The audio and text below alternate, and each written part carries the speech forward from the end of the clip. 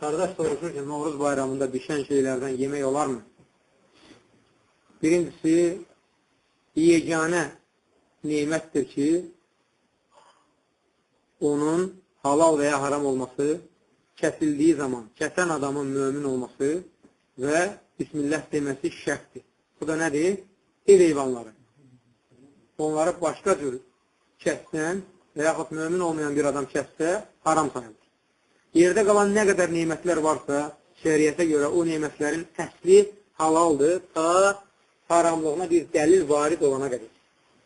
Bu dediyin şeylər də undan, toz fındıqdan və s. şəkər tozundan ibarət nemətlərdir.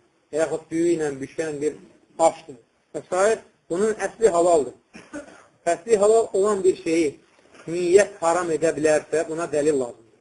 Dəlil yoxsa o öz halallığında qalır. Burada haram sayılan, qadağan olunan, günah sayılan nədir? Müşriklərə özü oxşatmaq, ateşpərəstlərə özü oxşatmaq, kitab əhlinə özü oxşatmaq. Əgər onlarla bərabər bir süfrəyə oturursansa, sənin üçün kənarda süfrə atılsa belə, o günahdan sənə yazılır. Məsələn, deyək ki, toya dəvət edirlər, bir zalda içki verirlər, kənar otaqda 5-10 mömin üçün süfrə atılıb ki, bu da onların. Eyni məclis isə lənət o möminlərə də gəlir.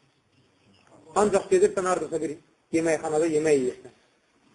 Səfərdə sən dayandın haradasa, düşdün yeməkxanada yemək yeməyə. Sən bir masada oturub yemək yeyirsən, başqa bir masada kimsə yeməklə içki içir. Onun sənə heç bir aidiyyəti yoxdur. Çünki dəxli yoxdur. Əsas odur ki, o məclisə sən qoşulmamısan. Sənin məclisin halal məclisdir.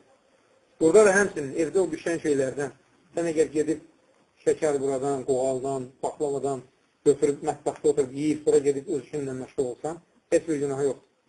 Ancaq süfrəyə otursan, yeməsən belə o yeməklərdən sənə günah yazılacaq. Qonşudan ümumiyyətlə götürmək məsləhət deyil. Qonşudan götürməyin o deməkdir ki, mən sənin şərikəm o niyyətinə, bayramına, sevincinə. Evdə elədir ki, məsələn, valideyndir, eləyib, nə deyəcəksən ona? Evin ağasıdır, evin böyüyüdür. Bu başqa məsələdir. Amma qonşudur, dostdur və s. Onlara indi biz öyrətməsək ki, bu haramdır, bunu Peyğəmbər s.ə.v qadağan edir, bu müsəlmanın bayramı deyil. Nə vaxt öyrətəcək? Nə vaxt?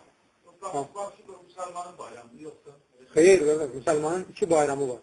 Qurban və Ramazan.